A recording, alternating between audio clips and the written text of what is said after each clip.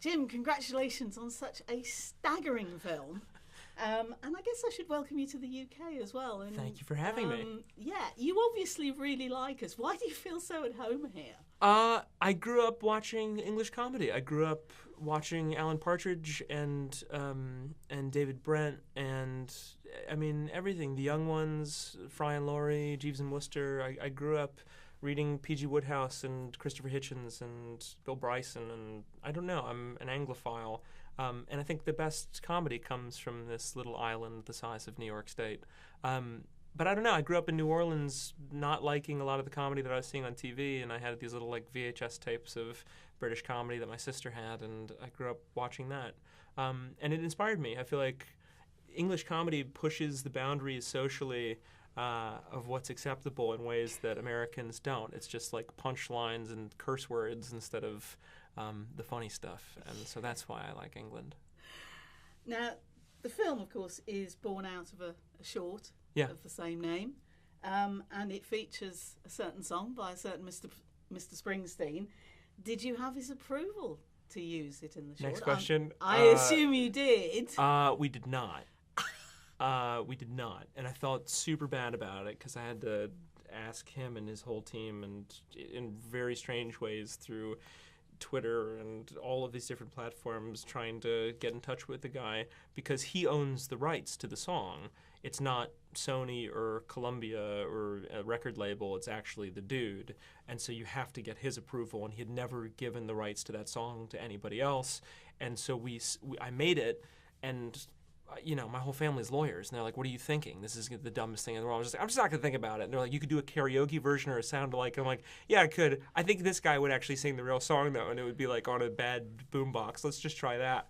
And so I shot it, and then we got into Sundance, and then I was like, "Man, we might not be able to put this thing online. There might be too much notoriety." And then we won Sundance, and I was like, "This thing's never gonna live online. No, nobody's gonna let us do this. We're gonna get in so much trouble. The boss is gonna freak out." But then it was fine, and we reached out, and his team was super cool about it. And then he's seen the feature and approves. And he likes it, then. If you just do something cool, I mean, it's a love letter to the guy's music. Like, it's not insulting in any way. It's just a weird performance art piece to it. So yeah, no, I think if you're just doing something in a nice way, I don't think you could get in trouble for that. So in expanding it from a short to a feature film, obviously you had to create a whole load of new characters. Yeah. How did you go about that? I was thinking particularly, say, of Nate, who's Jim's partner in the police force. Where did he come from? Yeah. I don't know. Nate was just always this guy who is going to be endlessly forgiving of somebody. I have friends where when I was going through a divorce would rally around and help out, and we'd go out drinking and were just there for me in ways that was interesting amongst like testosterone driven like frat brothers kind of, and it was helpful. It saved my life in many times.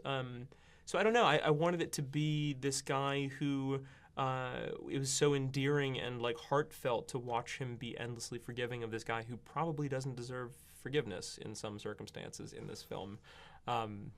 Yeah, so Nate was just always this friendly character, and I met Niken through Sundance and through Instagram, and he was just lovely, and I knew instantly. I was like, this guy could do the part, and I sent him the script that night, I want to say, and we just workshopped it for months and months, and yeah, he's just a buddy. It was just like, it was kind of a no-brainer that he was going to do it, and he knocks it out of the park. He's really good in the film.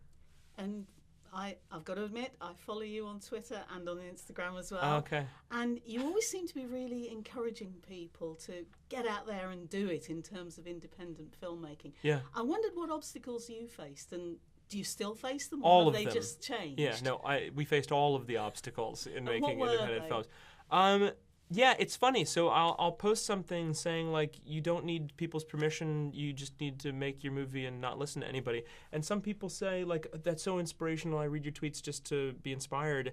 And that's a sign to me that there's just this systemic discouragement that people feel, especially at a young age, that nobody's going to take them seriously and that they're never going to make it and they're never going to make anything very good, and how crippling that can be. And that was me for a long time. That was me for a very long time. And nobody really inspired me or encouraged me, and I felt that crippling feeling.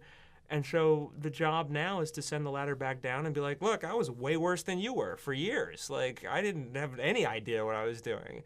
And that's okay. If you fail enough, you'll understand how not to. And this is an experience of failing for long enough to then not fail.